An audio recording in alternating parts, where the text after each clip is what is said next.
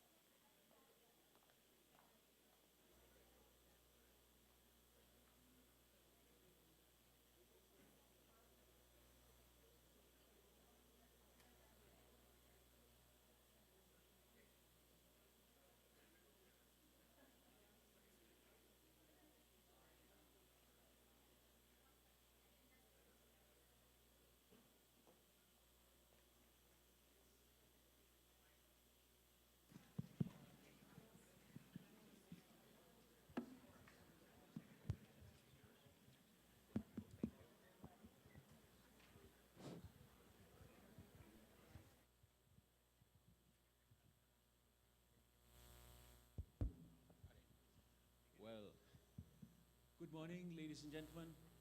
Welcome to the Academia Dialogue for the 14th Social Business Day. After the two exciting days that we've had for the SBD, I think this is a very fitting transition to a younger audience and an audience that is perhaps expecting to learn from the experience and from the insights of some very, very senior and very experienced people. As the slide doesn't say, this this session is about academia and entrepreneurship. Now, there's perhaps some ambiguity in some people's minds about how does academia and entrepreneurship come together? I've heard this question from a lot of my own students, and I thought we'd start this session by unpacking the relationship between entrepreneurship and academia. So with that, let me introduce to you this distinguished panel that we have today. First, right at the far end of this room is Emeritus Professor Dato Dr. Abdulaziz Tajuddin, Vice Chancellor and President of Al-Bukhari International University in Alostar, Kedah, Malaysia, and my boss. And Dr. Tajuddin, of course, is his background is in medical physics, PhD from the University of Surrey, and a long and distinguished career in academia, including being Dean and Registrar for UPM, the University Science Malaysia, which is the leading science university in Malaysia, and then transitioning to Al-Bukhari and being really the architect of Al-Bukhari's trajectory as it has been in the past 5 years. Welcome, sir. Our next panelist, again, is somebody that might be familiar to you. Mr. Rodmark Barriga, who is president of the Society for the Advancement of Professional Social Entrepreneurship, SAPSE. He's co-founder and current CEO of Palamigan Company. There's some claim to fashion expertise, marketing, strategy, and generally a creative approach to anything he does. So we're happy to welcome you, Mr. Barriga.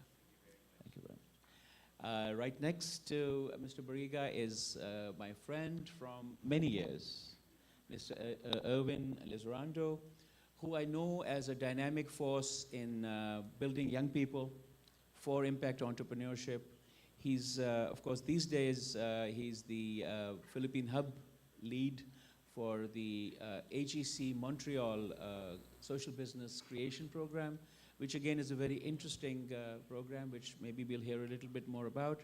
But I've also known Erwin to be in so many places, grooming younger audiences, younger people into impact entrepreneurs. And we work together in some very interesting projects in Korea, in Thailand, in China. So welcome, Erwin. Lovely to have you back. And of course, I saw you last week in Bangkok. Right next is Paula Mills. Everybody knows Paula, I think, because there's not been a person I've shaken hands with who has not met and been impressed by Paula's dynamism. As CEO of the Academy of Entrepreneurs in Australia, Paula actually paves the way for young people to enter the field of entrepreneurship. And of course, she'll tell you how she does it, but there is some magic because she's ended up doing almost 4,000 courses and toolkits on entrepreneurship, with a bulk of them directed at young people. And in as diverse locations as you can imagine, in Latin America, in North America, Australia, all over Asia, and now I hear Mongolia as well. So welcome, Paula. We are looking forward to listening more about all this. And of course, our host today is, everybody knows you. Anybody that doesn't know, the next panelist shouldn't be in this room. And so Dr. Teresita Madado is president of Asia Pacific College and our gracious host for today. Dr. Madado has, of course, a long and distinguished academic career as an educational leader and as a teacher training leader as well. So her expertise lies in building capacity of teachers so that they can become leaders. And a number of board positions and very senior policy positions within the Philippines. And now, of course, I think her biggest thing today is that we're here because of you. Thank you and welcome, Professor Madado. And of course, Alex Counts. Alex, of course, will correct my Bangla if I try it.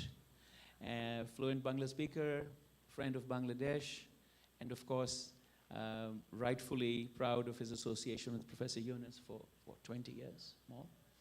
Alex, of course, brings to us his experience as, again, a facilitator, impact creator, author of 3 books. But all of that aside, he's here because we trust his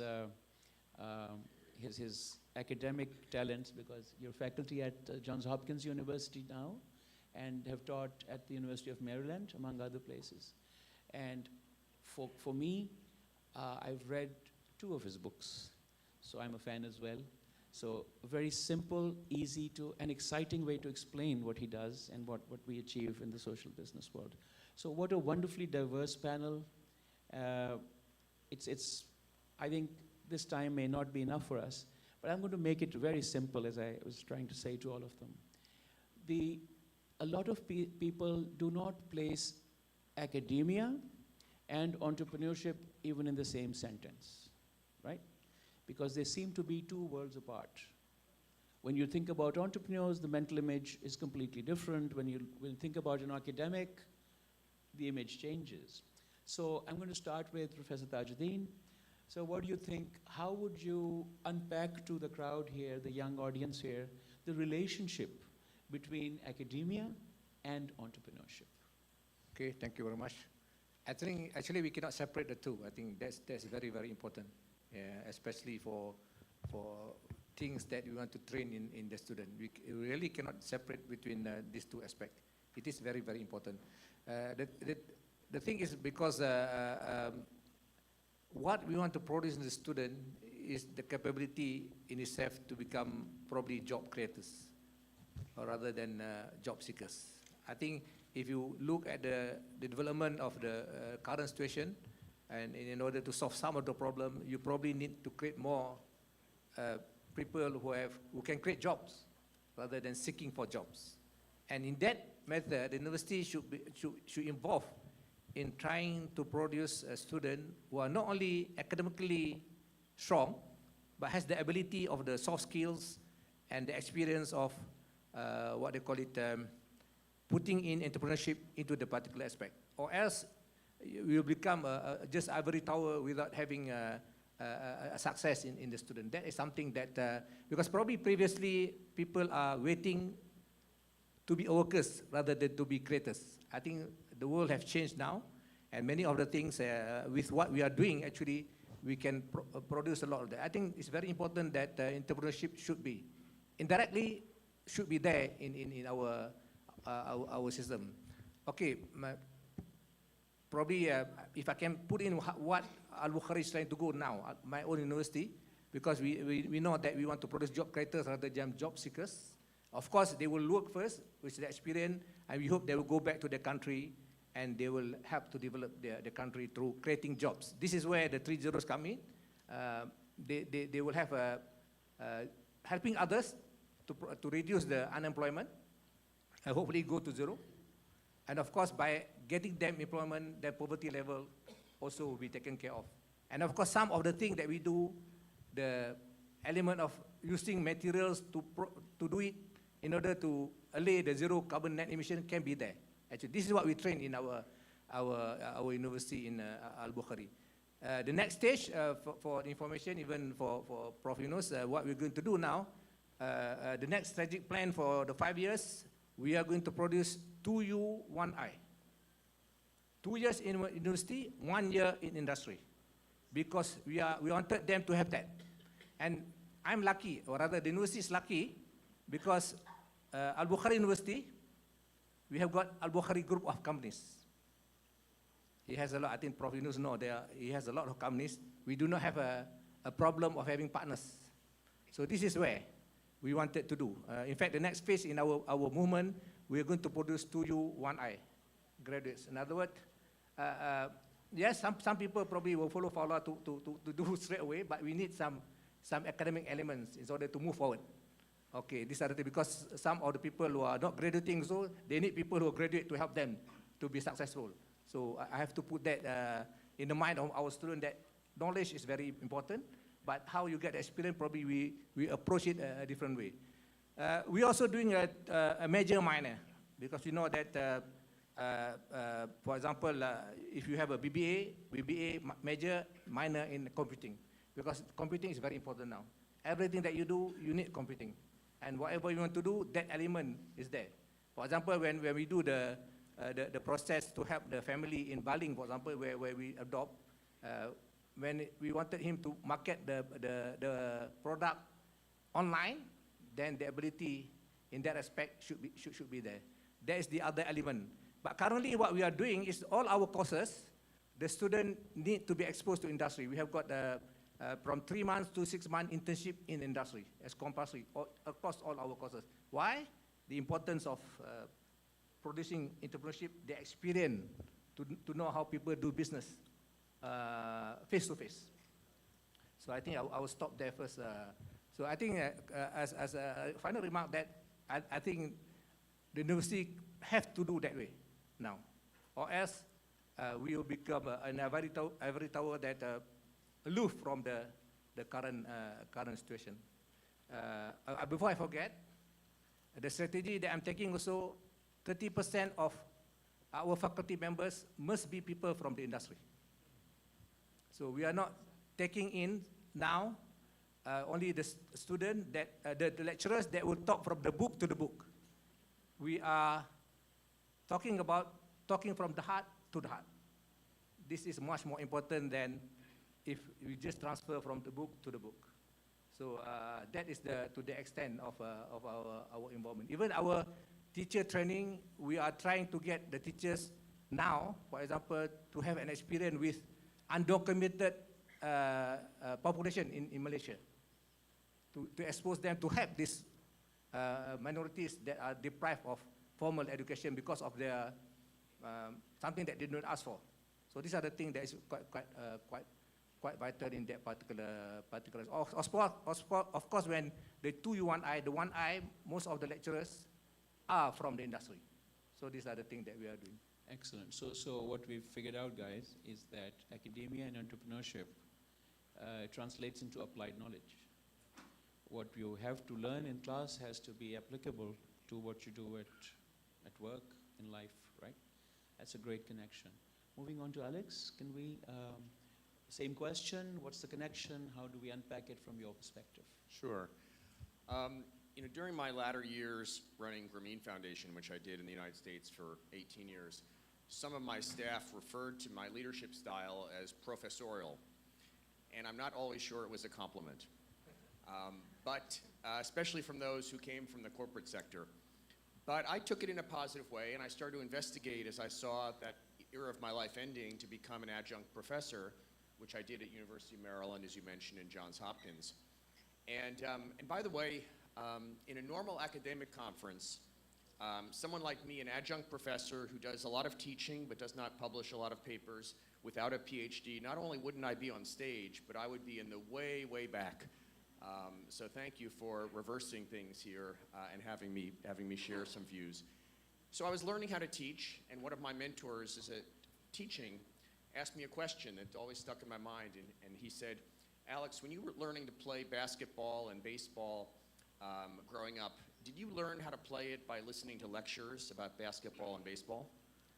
And I said, no, is there even such a thing as lectures about those sports? No, you went out and you got a baseball glove, or they gave you a ball, and you just played very badly, and then you got better. And you learned the love of playing and the skill of playing through doing it. And so the obvious kind of implication of that, as I learned, is how do you learn about entrepreneurship? It's probably not mainly through listening to lectures about entrepreneurship, but it's about getting out there and doing it. And this is one of the big ways that I saw teaching change since I was at Cornell in the 80s. Is a lot more problem-based, a lot more the best teachers, very practical. Let me give you an example, a kind of a funny one. At the University of Maryland, somebody at the University of Maryland thought that the big innovation they were going to bring to there was that they were going to retrofit the bathrooms so that the toilets automatically flush. I guess the students were having problems flushing them or something. But the sensors that would do it were a little bit too sensitive. So normally when someone went into the stall, it would flush at least 3 times. When they entered the stall, when they exited the stall, and at least once while they were in the stall. So it became a joke among the students. They said, okay, how many flushes did you get? 4, 5, 3? And so one student said, this is a big waste. This is a waste of energy. This is a waste of water. And so he actually, on his own, designed a solution, a technical solution, so it would only flush once. So he brought it to the university. And the university said, first of all, there's no problem. Okay. But he was persistent. He had kind of some of Professor Yunus in him. So then he convinced them, and they said, there's a problem, but your solution won't work.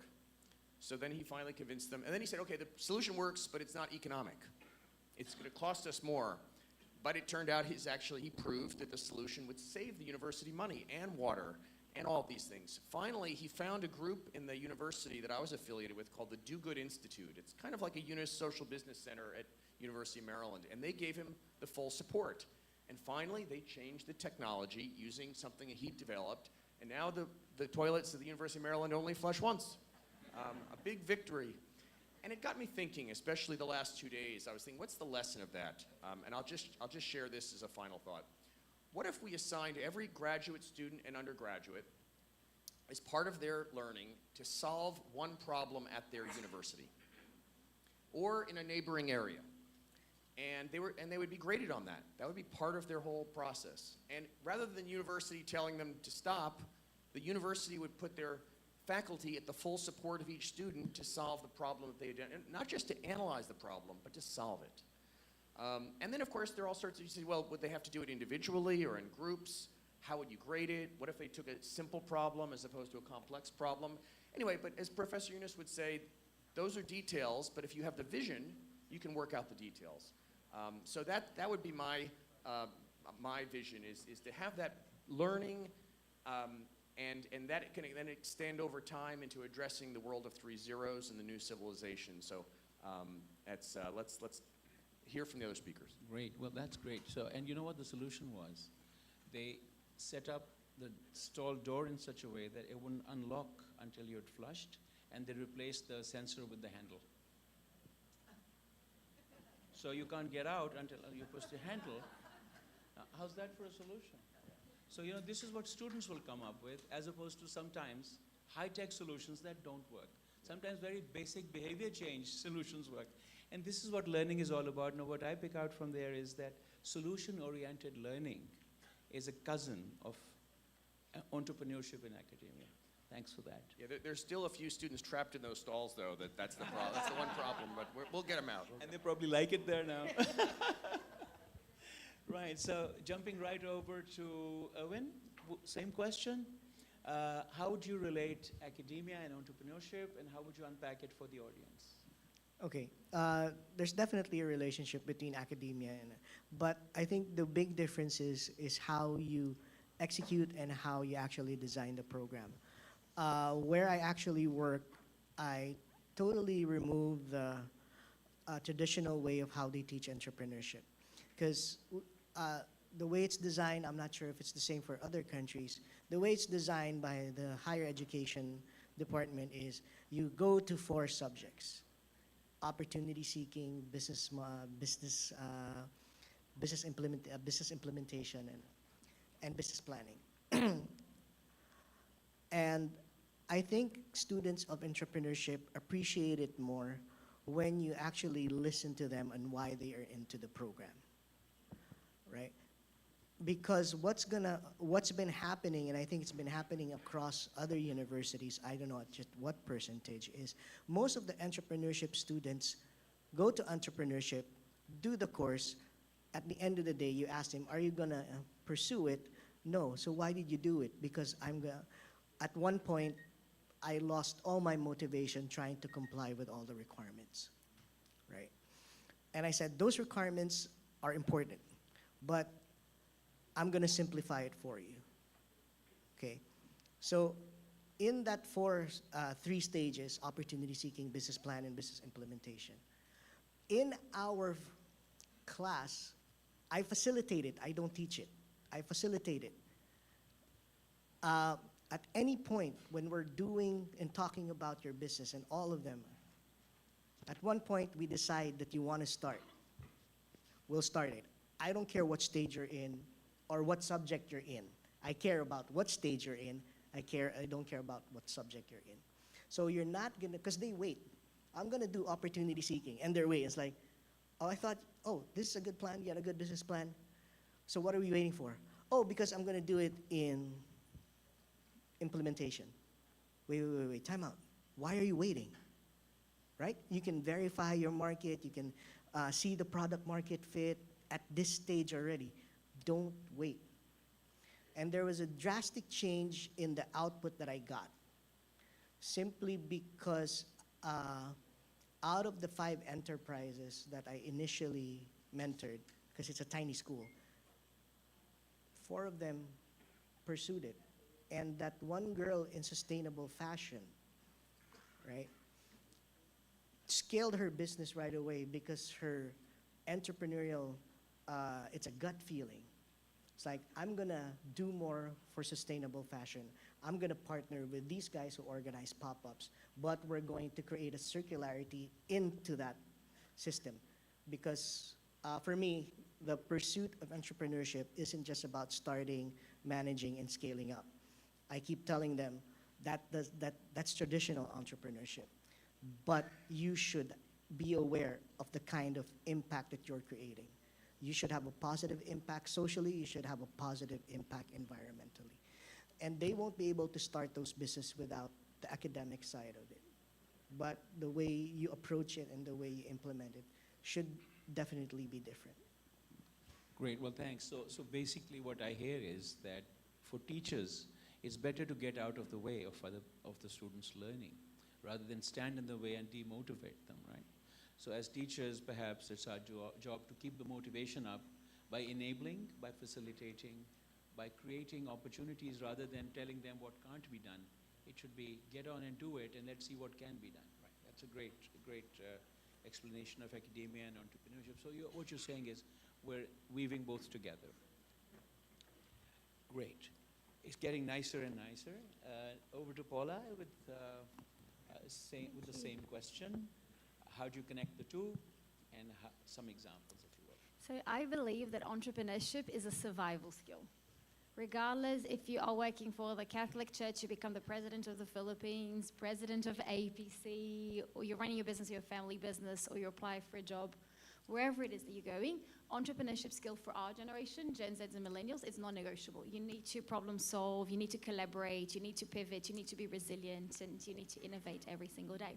So what we did at Academy of Entrepreneurs is we mapped out the journey. We interviewed 20,000 entrepreneurs 8 years ago, and we mapped out the journey. And we realized that step one is emotional intelligence. You first need to figure out what is it that you love doing. Then step two is social entrepreneurship, so understanding the problems in the world that connect your heart to your brain. Then the following subject is ideation and validation, because ideas are not enough, right? So we need to validate them. Then the following subject is marketing and branding, for you to create the marketing and branding of yourself as a founder, as a leader, but also of your business. Then following that, we have a subject called how to fail and not die. Literally, that's the name of the subject, and that's the reality of us being entrepreneurs, as leaders. And then we went all the way to pitching to investors to scale the business. It's 12 subjects. And what we realized is, so according to the Australian law, if you're offering a diploma of business, which in our case is a diploma of business and entrepreneurship, it needs to contain 12 subjects. Instead of teaching 12 subjects, 6 subjects and 6 subjects, we're like, why don't we make every subject 3 weeks long? It's the same number of hours, same assessment at the end, semi-learned outcome. So we then split the subjects into 3-week sprints. Then what we did is we realized, because I'm in the space of entrepreneurship, we teach in 137 countries. We have 30 million students. So not all of my students come with a business idea. A few of them dream of becoming an entrepreneur. So we realized that 50% of our students potentially were better off as intrapreneurs, so innovating inside a business. So what we do is every second subject, the student chooses, are they going to work? And by the way, we don't call them student, we call them legends from day one. We tell the legend, this subject or term, in Australia it's called term, do you want it to be on your business or do you want to participate in a hackathon? So next week, we're starting a hackathon with the Ministry of Tourism in Mongolia, where our students around the world, through the marketing subject, they're going to build a marketing campaign to elevate the marketing presence of Mongolia at a global level. We went to the Marriott Hotel and innovating the check-in experience with Allianz and the user experience of the app integration between the systems that they have for insurances. So that's what we've done with all the subjects. Another thing that we've done is we're the only school in the world with no teachers. So 100% of classes are taught by entrepreneurs with businesses in 5 or more industries. Because what we realized is when we were bringing an entrepreneur that was like a celebrity chef, they would just be talking about food. The one about fashion, just fashion. And that was limiting our students' potential. Or we saw the whole class suddenly becoming a fashion class or a hospitality class, and that also wasn't good. So those are some of the things that we've done. So literally what we do is we just collaborate. I spend 90% of my time networking, attending events, networking, meeting people, and everyone that messaged me on LinkedIn, I always create, even if it's 5 minutes between airports, I pick up the phone and I call and I chat, and we just connect dots and help each other. So entrepreneurship is about, it's a survival skill, and it's about solving problems. So whether we solve it in an organization, in a government, or in our own business, we're not going to be able to do it without the collaboration between industry, and that's what we've done. We've kind of broken all of the rules of education. The government has tried to sue me many times, and it's very interesting. Every time they try to sue me, right after the case, it's closed, and we end up winning an award. So we survived all of the challenges, and so that's been our journey. Lovely. Well, so survival skill, I like that, because in today's world, where there are not enough jobs going around, where there's so much change in the disciplines that we traditionally trained for, perhaps the exit hatch is an entrepreneurial orientation. So that's a great point. And also, I love the idea of challenging the system. The Yunus family is all about challenging systems. Of course, doing it legally and not getting into court all the time. But I think that's really what drives all of us in a way. We challenge the system within the bounds and bring about change. Thanks for that. So maybe that's a great lesson for young people. Moving on to Mr. Rodmark here. I understand that you, from the SAPSI's point of view, because you already have a network and a platform which promotes social enterprise, social business. How would you connect these two? Yeah, first of all, thank you for inviting me over. Such a wonderful panel that we have here. I agree with what everybody's said already, and I've been learning so much also listening to my co-panelists. Personally, I agree with what the eminent professor said, that entrepreneurship and academia cannot be separated really, because the way we define entrepreneurship, if you really think what the core is of any entrepreneur, it's really finding how to make things better from how they found it. And So it's really finding solutions to problem, whatever kind of problem that is. And I think one of the biggest needs that the world has right now is to find solution making and make it systemic and to put a structure in it. And I guess that's what academia can bring to entrepreneurship, the structure and the systems. One of the biggest problems we have in the country right now is that culturally and traditionally, business and financial sense is really not a big part of how people grow up, how Filipinos are taught. And I think this is one of the ways, and the business side of entrepreneurship is really just the way to make things sustainable. If you want to make any change last, then you have to find a way to make it sustainable first. And that's where the business side comes in. And this is why I really think, and this is what we're trying to do. We're part of an initiative now. It's called the National Social Enterprise Development Roadmap. And just like what Professor Yunus was saying a while ago, if you dream anyway, why don't you dream big? And what we're trying to do is really bring the entire social business and social enterprise sector together. Because one of the things when we did the research before we initiated the initiative was that one of the biggest problems of the sector in the country is that first, nobody really understands what social entrepreneurship is, even the social entrepreneurs themselves. Second, everybody is working in silos. So there are many duplication of efforts, and there are many resources that are not being maximized and utilized properly. So we're in year one now. We try to identify all the stakeholders, and one of the biggest stakeholder, of course, is academia. And currently, we're happy to announce that we've so far have invited more than 50 institutions, academic institutions, to join the initiative.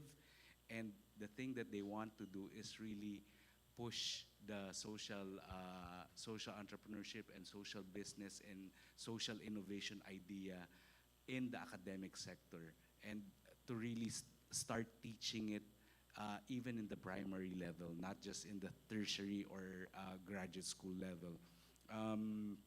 So I guess, again, to go back to my first idea, you cannot separate, and I agree with everybody, you cannot separate entrepreneurship from academia. Academia provides the structure and the systems that will help sustain entrepreneurship, and entrepreneurship gives the spark that the students might need to find solutions to the problems of the world, basically.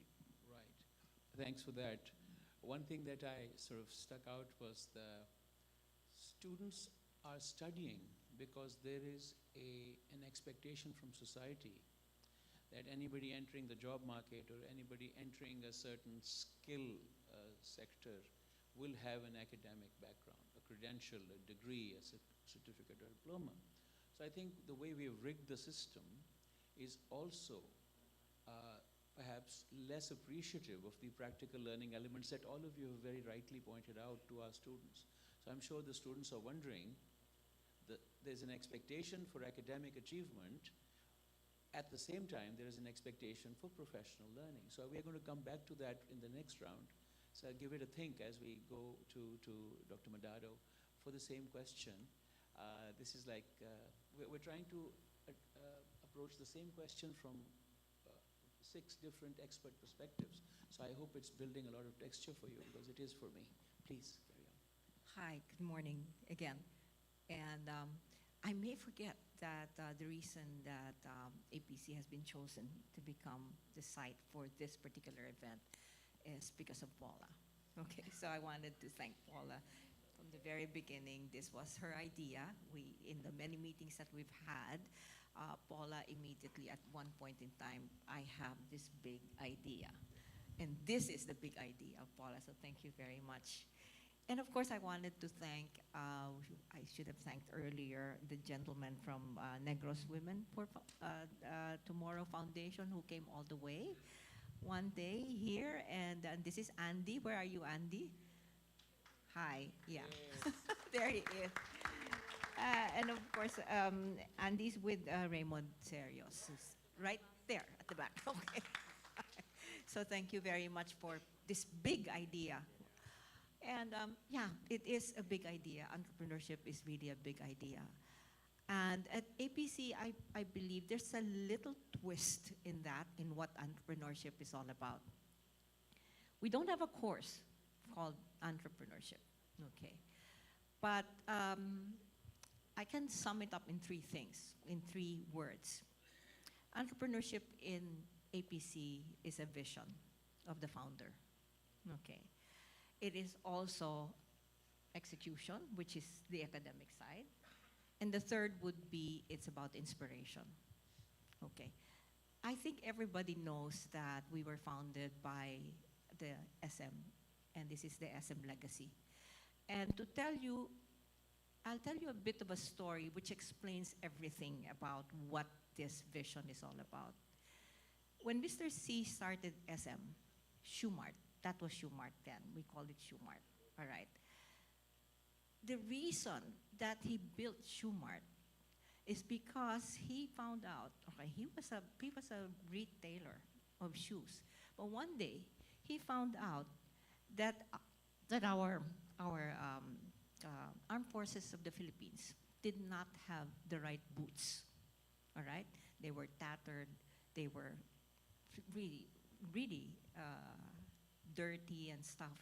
And he said, I will sell cheap, very cheap shoes to the armed forces of the Philippines because they deserve it, because they serve our country. And that is really what started the entire gamut, the conglomerate of SM right now. It is about the shoes for the Philippine National Army. What kind of entrepreneurship is that? That is social entrepreneurship. That's the beginning of APC. That person who has actually given us that vision, visionary, that vision that whatever you do in an academic institution, it's going to redound to helping others. Okay. The next is about, I told you about execution. All right. Execution is not only academic. Execution is about looking at where we're at right now, that big conglomerate that helps people, and also, in a small scale, the kind of teaching that we do. As a matter of fact, we don't teach anymore, all right? That's what it is. The secret is, all right, we always collaborate.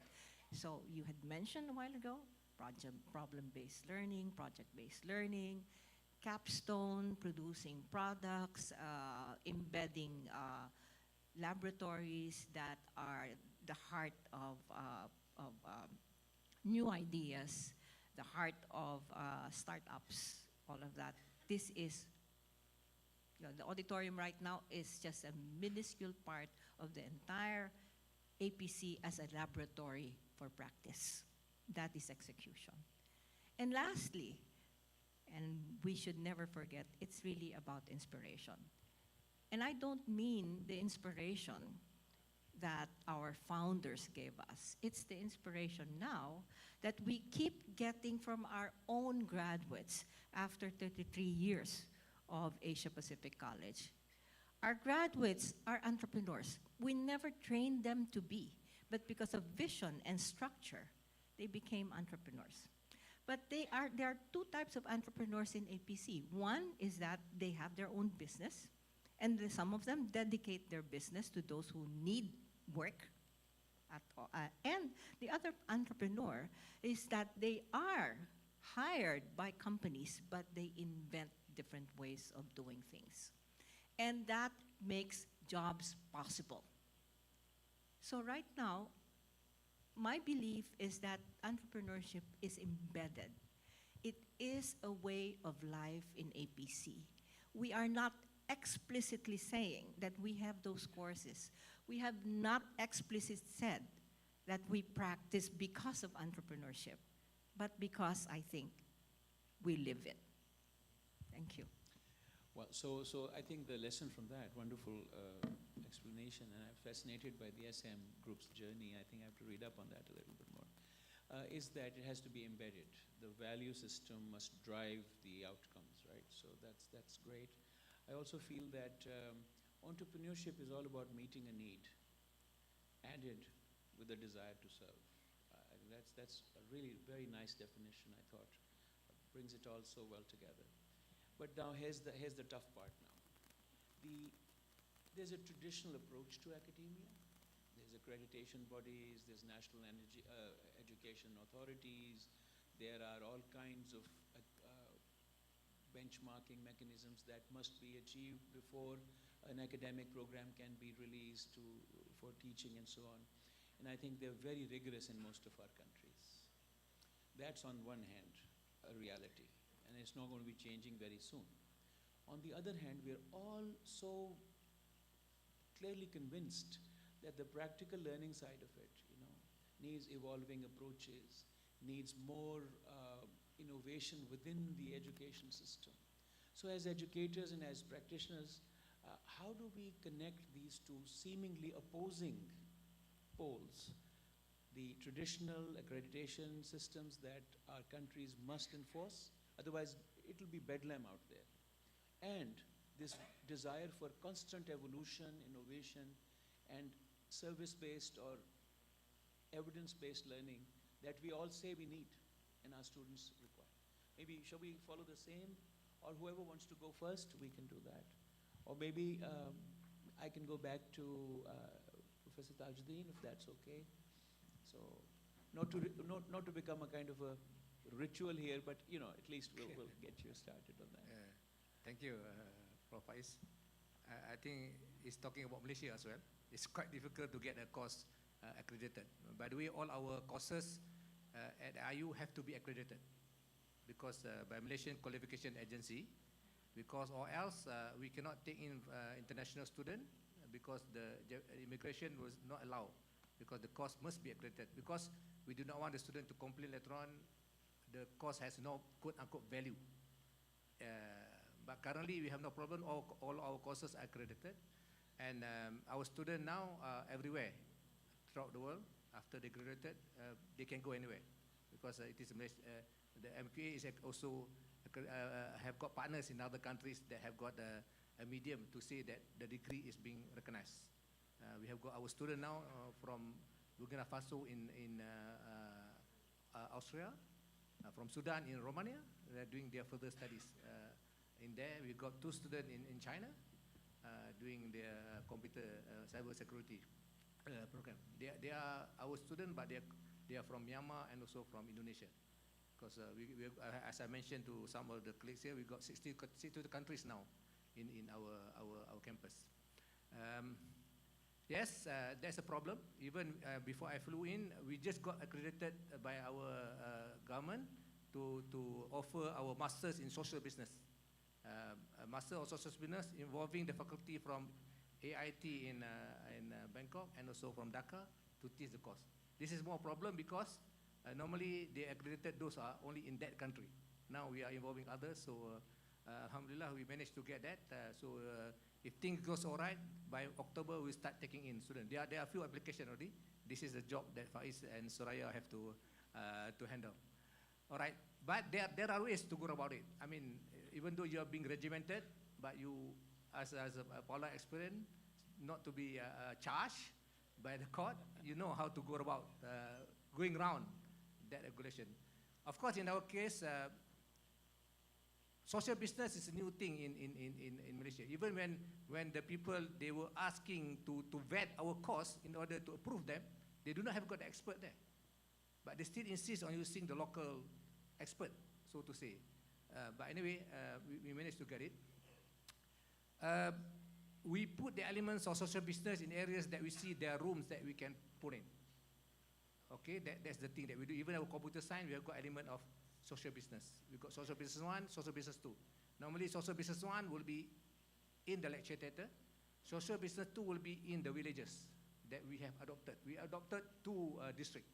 The poorest district in Kedah, a state in Malaysia, that we want to make sure that our presence will be felt by the community.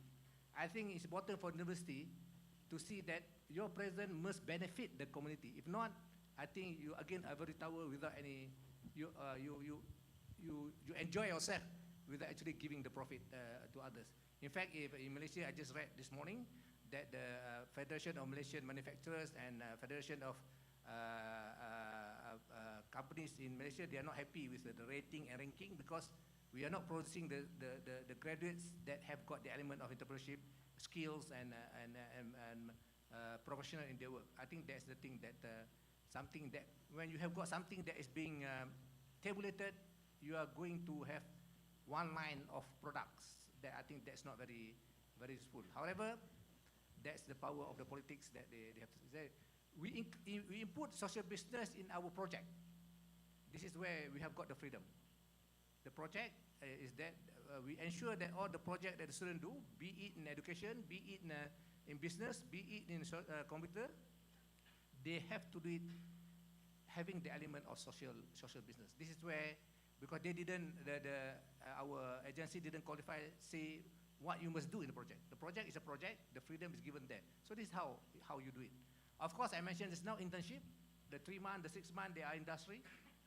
We put it there to make sure that the element is there. So basically, when you add up, probably those elements that is not directly from the university will be already in the particular system. This is how we manage to go. It takes time, a lot of administrative work, a lot of meetings and so on to do that, but finally you have to do it. Again, survival. In order to survive, you have to make sure that you do it. It's a bit difficult if you do not get accredited because the image of university will be different. That's the thing that we do not want to do. That is basically we do. Your answer to the second question is about? No, it was the question. The question is about, well, it was how do universities overcome this? So I think you've addressed that. Yeah. But now you also mentioned another thing which is about the ranking system. So my next question was about how do our curricula and our need for education delivery or deliverables and the ranking systems that are now prevalent in the world relate? Because one thing that we always run up against is parents saying, I'm going to pay for so much for my kid's education, where is your university ranked? And to me, that again is a very interesting diversion that somehow has been created. Rankings have no bearing on how good or bad a person will perform in their life. But they have become very important in the choice of universities. And there is no indication, as far as I can tell, that there is any relationship between excellence in a university and how they are ranked in a particular category, like the SDGs, for instance. Yeah. So that was going to come later, but I'll pose it to you Probably, again, yeah. so that when I come back to you, you can have a. I already answered the question. Okay. Basically, ranking and rating now people are discussing, debating now. I think that's not the indicator. To add on what Prof. Faiz is mentioning, in our case, we are not that worried because I believe if you want to be in the forefront, you have to be different. I repeat, if you have to be in the forefront, you have to be different.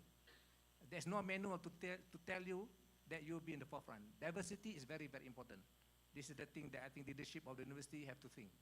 Even though that we have been controlled by government, but in order to be in the forefront, you have to be different. It's like a blue ocean strategy. You are not going into the area that people are doing. You are doing something different. I think this is what Prof. Yunus is propagating to us. So, Sometimes simple thing. Our tagline is inspiring mind. You just inspire them, and then they can produce things that sometimes you cannot. In our case, we are not worried about ranking and rating because we select the student. We pay for their fees, we pay for their accommodation, we pay for their pocket money. So we are not worried about that. In fact, last year I want to take in 500 international students, 14,000 applied. That's the situation in our case. So I'm not worried about that. If they don't want to come, so thank you very much. We are not. We want them to come with their heart and their body, not only their body comes, because we interviewed all the students. We have got 3-0 club. 3-0 club, we extend to the extent that their products are marketable.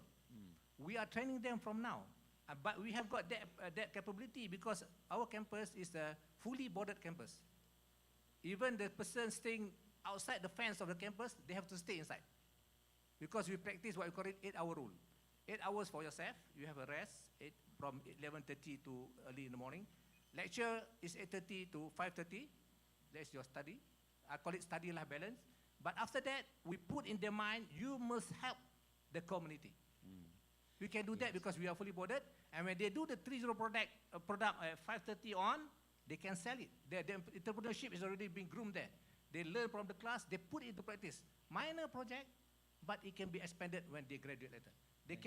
We give them pocket money, but they can earn beyond that through this entrepreneurship. So There's these are things. some lovely examples there. I think I'd encourage all of you to make a trip to Al-Bukhari and take a look at what good is happening. But I'm going to stick with the academics now and before I move to the practitioners.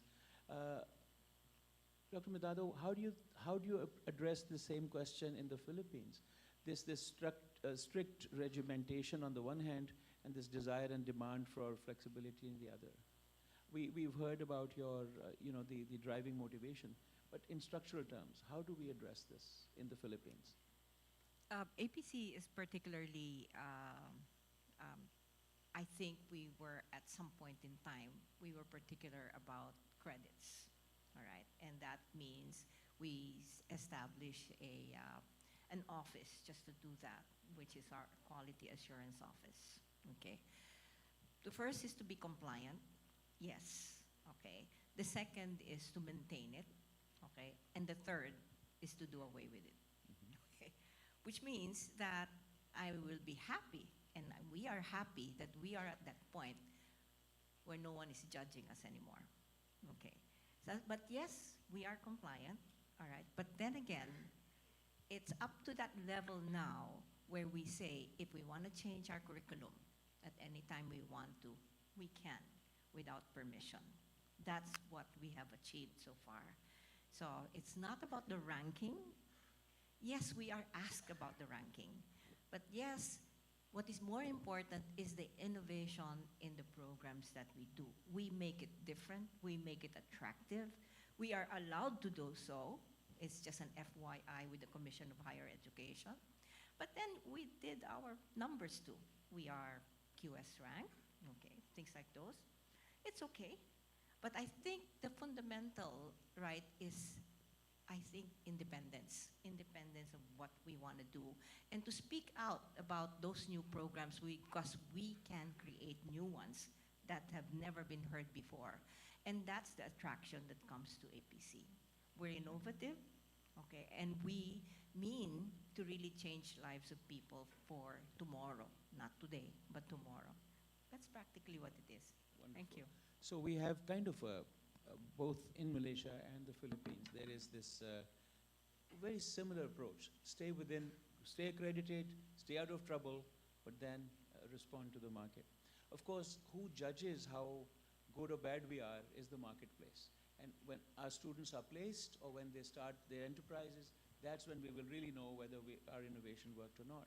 But let's challenge this from the practitioner side now and see how do those of us who are not day-to-day academics look at this dilemma of strict administrative protocols that govern the delivery of education and our desire to mobilize more innovation.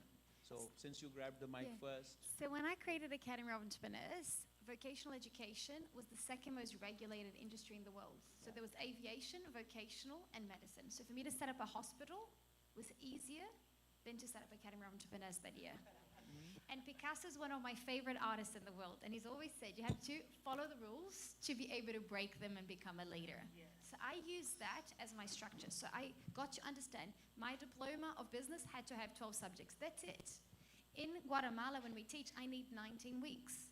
In Panama, it's 40 hours per subject, and it's non-negotiable. Now then the government gives you the structure of like, this is the learning outcome. Like you just look through that. A lot of that stuff can be taught in 2 hours out of the 40. So I am very honest with our students, all 30 million. I just go and be like, okay, the government needs this. I want to break the rules as much as you do, but I need to tick these boxes. So can we have 2 hours of a really boring academic class so I can present the stuff to the government, and the other 38 hours, we're going to shape you into a mind-blowing entrepreneur. And we win the hearts and the trust, and that's how we've been doing it around the world. So when governments come to audit us, we're 100% compliant. And something magical happened last year. It was a 7-year re-registration. The government looked at our documents. We were so compliant, they chose not to audit us. So we went from being the cover of the newspaper a few years ago to not even getting audited now, because we've learned the structure for every single country.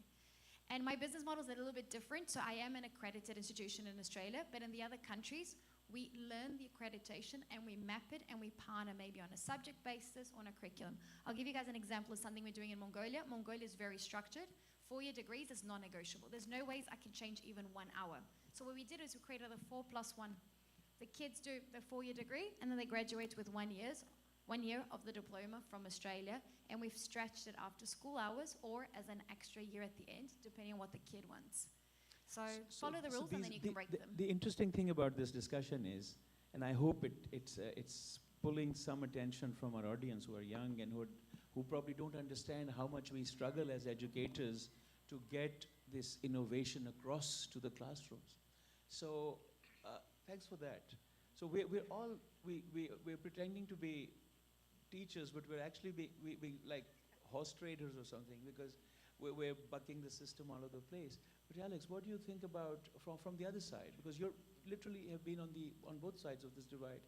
How are we going to then get the marketplace to accept what we're doing as credible? Because the ranking systems, the accreditation bodies, all that are the legitimizing the mechanisms for academia. How do we do it in the less than regulated way? The one thing, just to get to that, I want to say three other things very quickly. I always advise people, when you're looking for a job, you're looking for a university, the rankings, throw them out. Find someone in that company or in that university that can be your mentor, that can look out for you over your career, and that's the number one thing. But also, just a funny little thing I was thinking here. I don't know about the Philippines, but one of the schoolyard insults in the United States, where I grew up, was, honestly, it says, "Your mother wears army boots."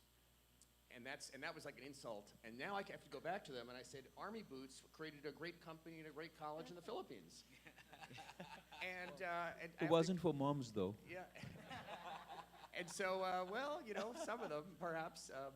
But the point is that I say that because even the most mundane products approached from an entrepreneurial and a social entrepreneurial perspective can create great things.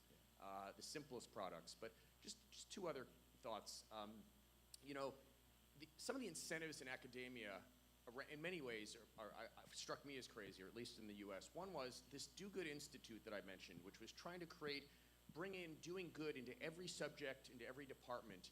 There was a donor willing to pay to have a book written about that, to define a prototype for all U.S. universities. And basically, I said, why doesn't someone get written? There's money there. Turned out that by writing a book, not for an academic journal, but for the popular press, for a general readership, would not help someone get tenure one bit. And so no one wanted to write it because it wouldn't help them get their tenure. And so I said, I'll write it. And they said, well, you're not a PhD, so we can't use it for that. And I said, this is crazy. It's almost that the incentives are to write for the smallest possible audience. And if you want to write for a big audience, to shape practice and policy, it's not.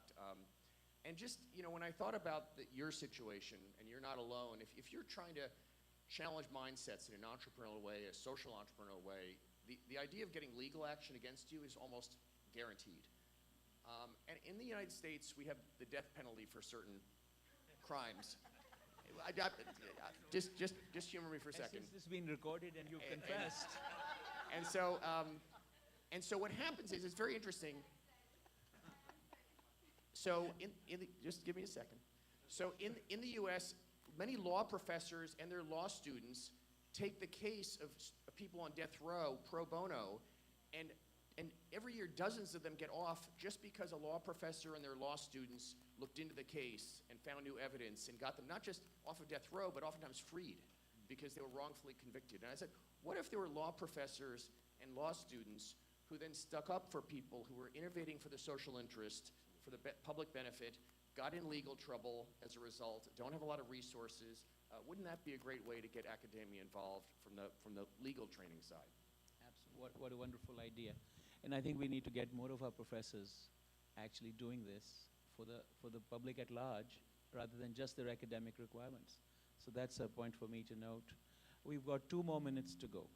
So here's a choice. Either we give these 2 gentlemen a chance to speak, or we just go home. I vote I vote we give these 2 guys a chance. They came for us, right? So please allow us to go over a few minutes. Is that okay? Yes. But that's also our signal to be really brisk about it. Please. So yeah, go ahead. A lot of the things they said is quite true. You have to know the rules in order for them to break it. And we have a saying in the school where I actually work in the province is if the government starts asking question, you must be doing something right. All right? So, and it's being able to know the rules so you can break them, because one of the examples I did was the Asia Pacific Youth Exchange Program. I had 20 delegates from the Philippines from my school, and I gave the proposal to the president of the school, and you have to have a crazy president in order for you to actually do this. And I said, this is the curriculum, this is what they're going to do. They're going to do immersion. These are the subjects that I want credited for it. He said, okay, take them away from here. And those kinds of small nuances that actually make a difference.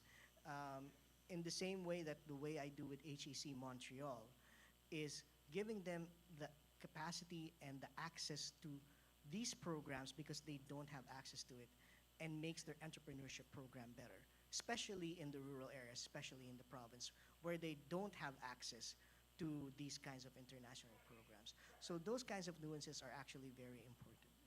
Great. Yeah. Okay.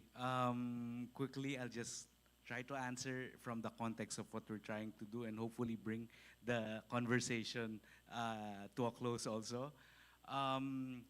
One of the things that we often experienced when we were just starting the initiative was just that people were sort of laughing at us for trying to do it.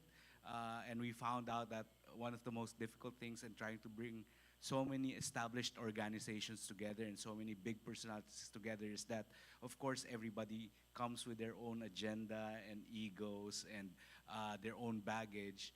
But one of the things that we found out was that collaboration is embedded in academia, because the fastest subsector that we were able to organize were the schools. And as a proof, they're actually now starting to register themselves as a real association.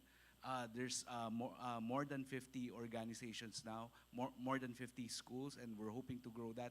But one of the things they're doing is that they were honest enough to know that because a lot of them agreed that they wanted to have some sort of social entrepreneurship course, whether that's in high school or in college or in grad school, but they were honest enough to admit that they had very little knowledge, they had very little material about social entrepreneurship. And now that because they joined the movement, they are now exposed to the cooperatives and the social entrepreneurs themselves, and the conglomerates are there, and government agencies are there, and now everybody's starting to talk to each other and to see how to address the needs. The schools are going to start programs now, such as the study tours, wherein they'll take the students to the cooperatives and to see how they interact with communities and members and farmers, and they get to talk with social entrepreneurs to see how they're doing their businesses, how they're creating impacts in the different communities that they work with. So in a way, I guess what we're trying to see now is that really it's collaboration. It's really all about collaboration. Once everybody gets a seat at the table, then everything seems to go faster. And we're hoping that this initiative will only grow. And again, thank you very much to everybody. Well, thank you for summarizing that very well. 3 things have kind of percolated from this as we close. One is that there has to be a will. Each of these examples that we've seen is of university administrations, faculty, as well as other major constituencies exhibiting that desire to break out. And that leads to the second observation. If you know the rules, you're able to use them to your advantage. Not to break them, but to take advantage of any loopholes, if you may, for want of a better term, exist. So one must be aware of the rules. And the third thing that I think does percolate through all this is that there is this driving need for entrepreneurship education now. Everywhere I've been, every class I go to, every university I speak with, seems to find this to be the hot topic to teach.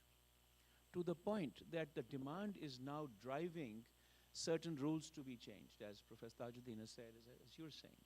So values and drive, knowing the rules, and then being able to create or respond to the high demand that we have seems to be the lessons of this panel.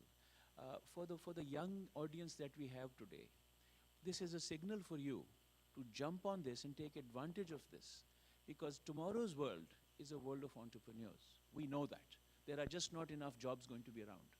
And even if there are jobs, the diminishing jobs that we have will be in areas that we are not formally training people for.